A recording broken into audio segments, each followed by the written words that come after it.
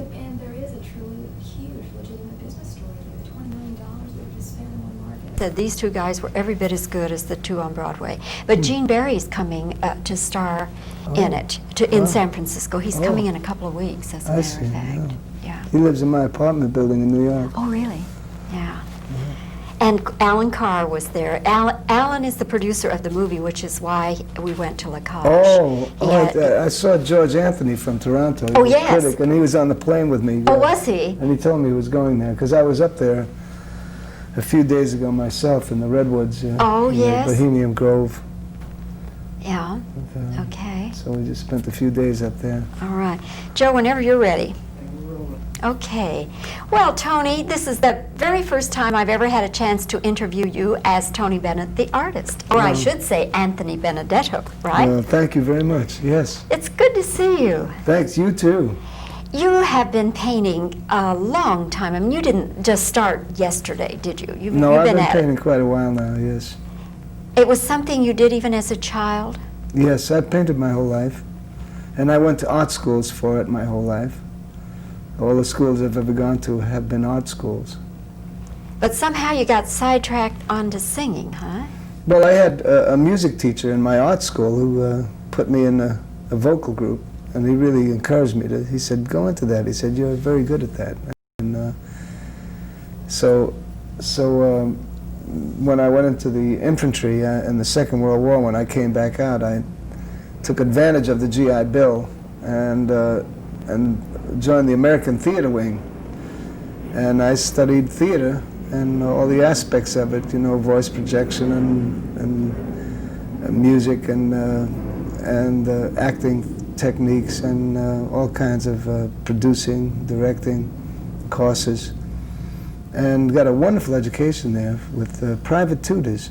Funny enough, it was a marvelous school. Then, as far as concentrating on your painting to the extent that you can go around and have shows, when did that start?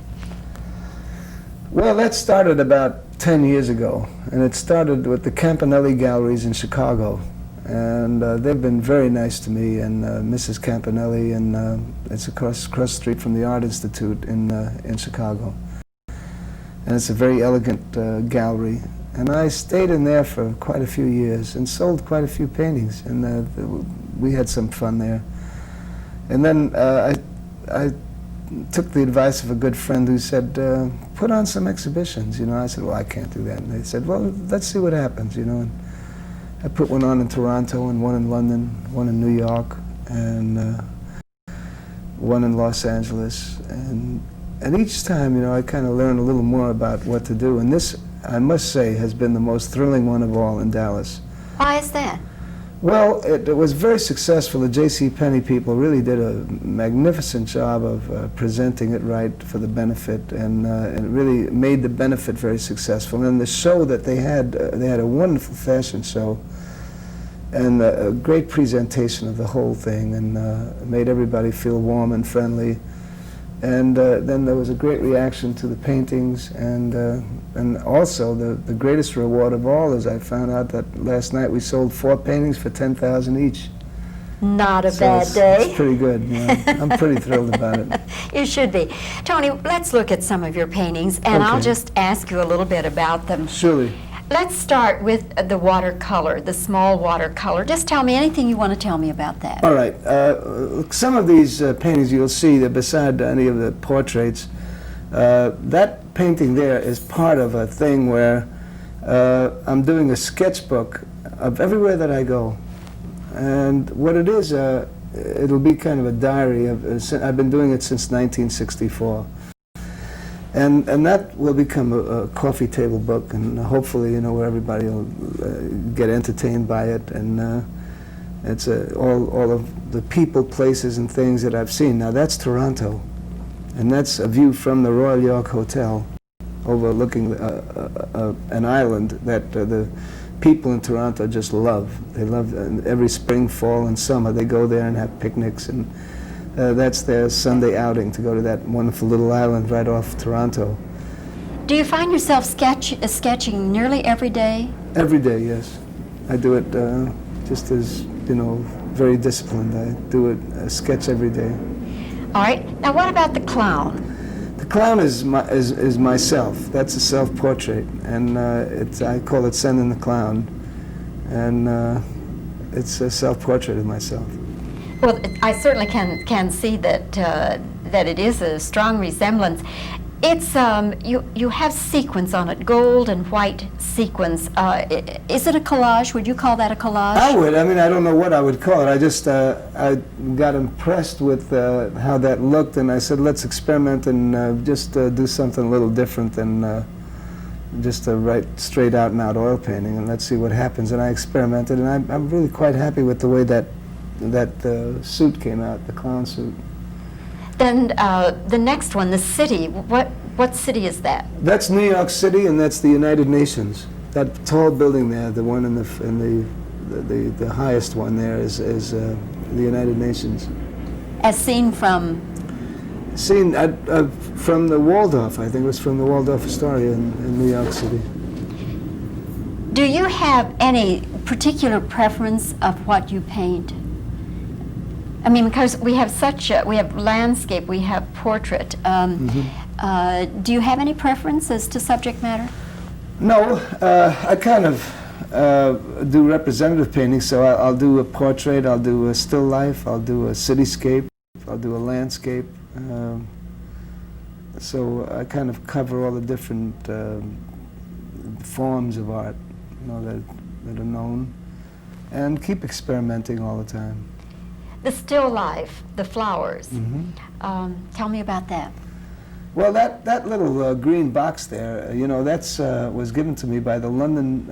It's very dear to me. It was given to me by the London Philharmonic for doing their 100th anniversary in Royal Albert Hall, and it was the first time I ever sang with a symphony, with a Philharmonic Orchestra, and the BBC televised it, and we had a lovely show. Yvonne Littlewood, who's a wonderful directress, did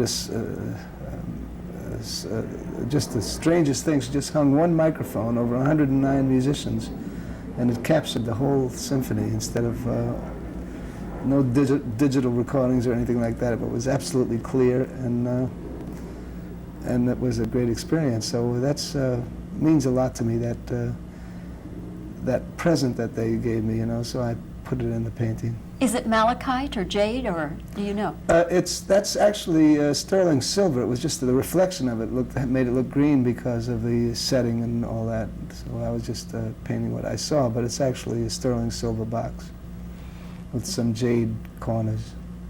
Then we have an absolutely beautiful painting, large painting. What is that locale?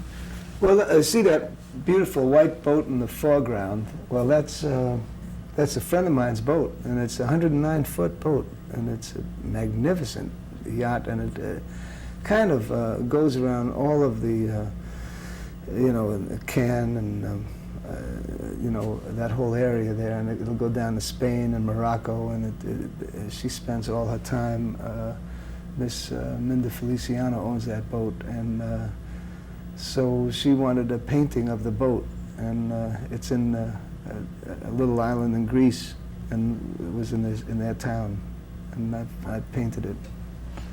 Tony, when you're, let's say you go to the Art Institute, what do you like to look at? Which painters do you most like to look at?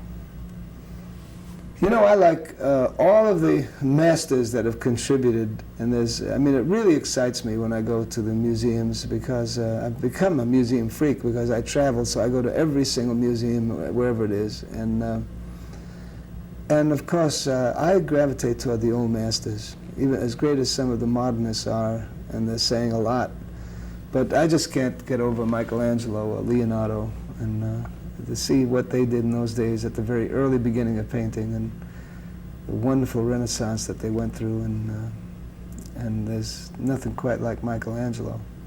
But once again, there are just so many artists. I mean, Picasso was so fantastic, and now this great new artist, David Hockney. So the beat goes on. There's all these. I love the artists that contribute and show us the way to see better. Do you have in your own collection a number of well-known artists? Yes, I do. I have a Beardstadt, and I have a wonderful Leroy Neiman. The very first painting that Leroy ever did for Playboy magazine is a bartender called the Grenadier in London. It's a big, giant painting. It's a huge painting of a bartender. And it's a very good painting of his because later on he does everything in acrylic. And this was a painting in oil. Now, do you paint just in oil, or do you use acrylic as well? I like all the techniques, although I really feel like I'm an oil painting animal. I love oil paint. I love the whole process of it. I love the smell of the turpentine and the way the brush does so many different tricks. It just takes a lifetime to learn the techniques. And so you have a studio then at home, I guess? Yes, I have a studio apartment in New York City, and I've been studying with a fellow called Basil Balin. I studied portrait painting. So I have a lot of fun every Tuesday and Thursday. Whenever I'm in New York, we have 3-hour sessions, and we study academic portrait painting. Tony, do you find that when you finish paintings and then, like here in Dallas at Penny's, where they're shown and some are sold, is that a different kind of high than what you get from singing at some marvelous gala occasion? Well, there are two different techniques of performing. You know, one is a very quiet process. You know, you're by yourself. You know, there are no board meetings. You have to kind of make and break the thing yourself. I mean, whatever comes out, it's you on the. Eventually, that becomes your penmanship, and you get to know yourself as you keep painting more and more. And then of course the complete opposite is, you know, getting in front of thousands of people and giving them a show, and creating a lot of little mini dramas so that they walk out feeling all kinds of good feelings about life, and that's what you hope for. And it's the balance. What I love about it is magnificent for my own personal mental health, you know, because just as I get weary of traveling and doing the same old thing with performing, it never becomes a cliche, you know, because as soon as I feel that it's repetitious or something, I'll just say, well, let's get back to the brushes and get back into it, and let's go to a museum. And this wonderful balance of one quiet art, you know, and then one very extroverted art is a nice balance for me. It keeps it fresh. I don't lose my spirit that way. Well, Tony, as long as you keep singing and as long as you keep painting, there will be people like myself who can enjoy both. Thank you very much. And thanks for your time today, Tony. I know you had to kind of cut short a tennis game, so I appreciate very much your doing this. It's my pleasure, believe me. Thank it's always you. nice to see you. Thank you. Okay, we're going to do sound now. Okay. Okay. What about this little watercolor?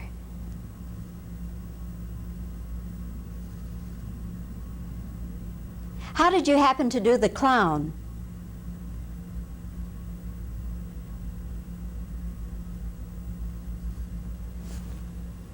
What about this cityscape?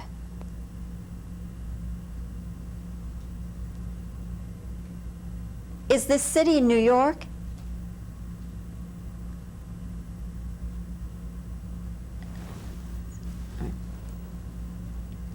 Why did you do the still life?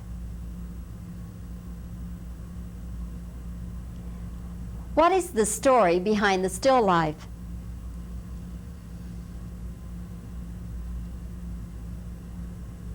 How did you happen to do this seascape?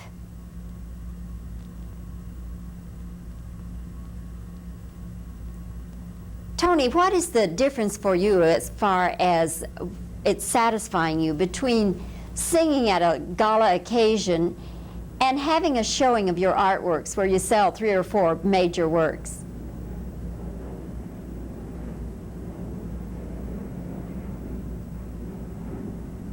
To what extent have you studied?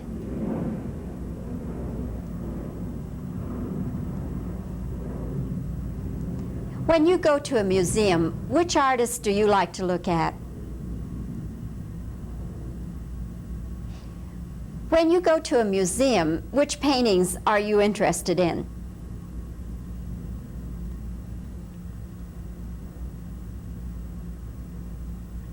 Okay, now let me think.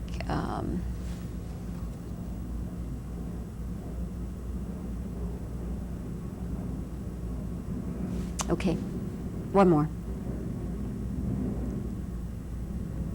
What does painting do for you?